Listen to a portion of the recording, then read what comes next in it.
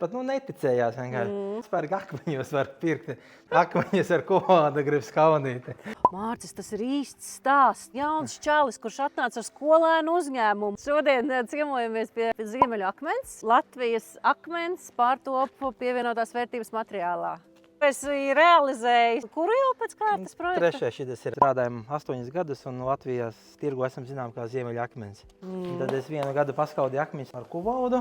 Tad sapratu, kad vajag kaut ko nopietnāku. Vai attīstītos uz priekšu, vajadzēja iegādāties nopietnākas iekārtas. Tiedzīgi ar šo akmens presu varēja saskaudīt jau dažādas produktus. Šķelets akmens pusēm. Tādu var izmantot gan fasādes apmūrēšanai, gan arī bruģēšanai. Pēdējo projektu, ko mēs realizējam, viņas unikāls ar to, ka viņam ir konkrēts augstums un konkrēts biezums.